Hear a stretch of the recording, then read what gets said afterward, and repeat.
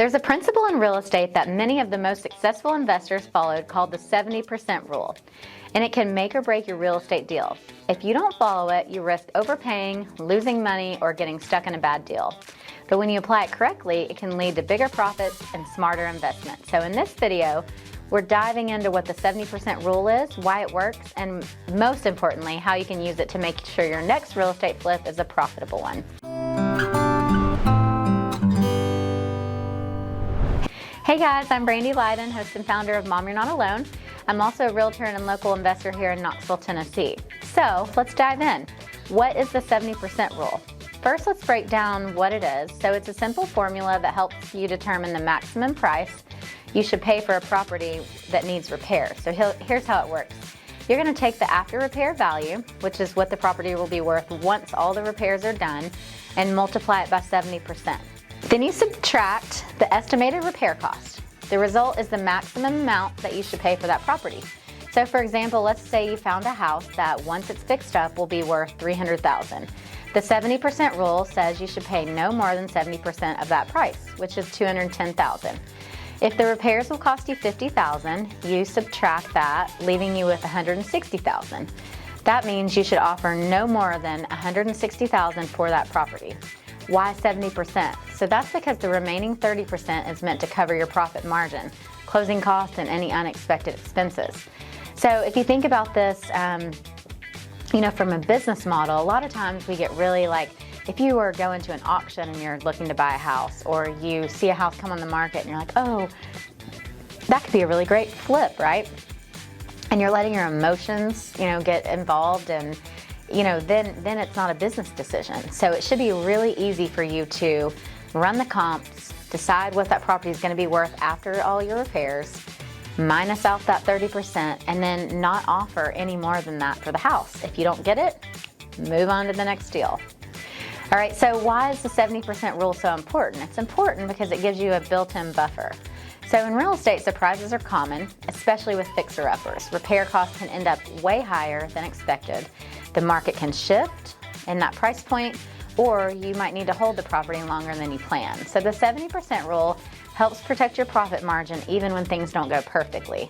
So too many investors get emotionally attached to a deal, and they overpay, hoping they can sell it for top dollar.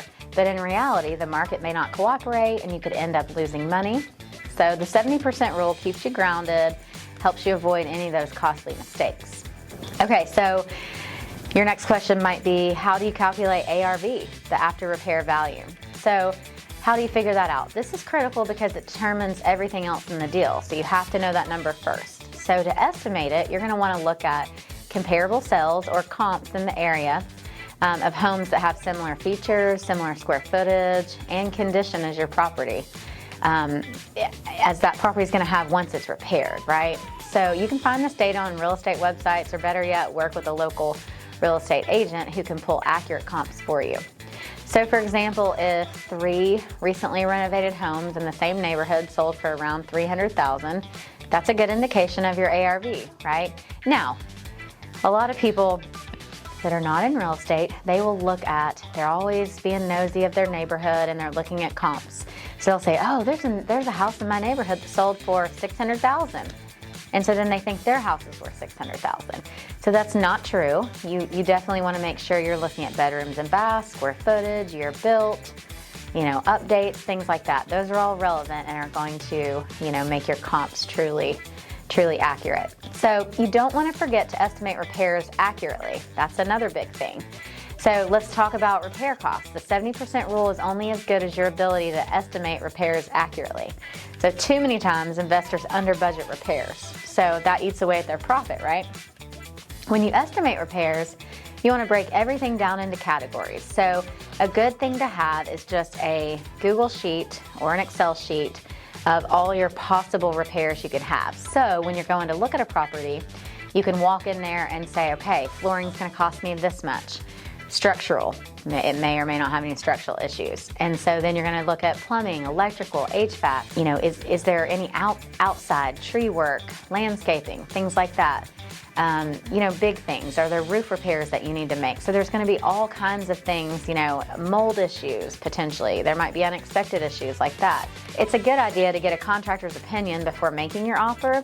But if you've done this enough, like my flooring is going to be $7 a square foot installed. My kitchen's going to cost me, it's this many cabinets, it's going to be $5,000 kitchen. You might know these things, but if you have no experience, definitely have a contractor go in and help you get an idea for that to do your repair spreadsheet. So once you have gone all the way through these repairs, so now it's going to be down to when should you ignore or adjust the 70% rule. So this isn't set in stone. In some markets, you might have to adjust it based on the competition and the market conditions. So for example, in a hot market where homes are flying off the shelf, you might need to offer 75% or even 80% if the ARV could stay potentially competitive, right? So on the flip side, in a slower market where there's less competition, you could probably stick closer to that 70% mark or even lower, 65% of the ARV for a better cushion. So the key is to always be flexible, but keep in mind this is going to adjust your profit margin, right? So, and every deal is different. If the numbers don't work, walk away, walk away. It's better to miss out on a deal than get stuck in the one that loses you money. That is absolutely the truth.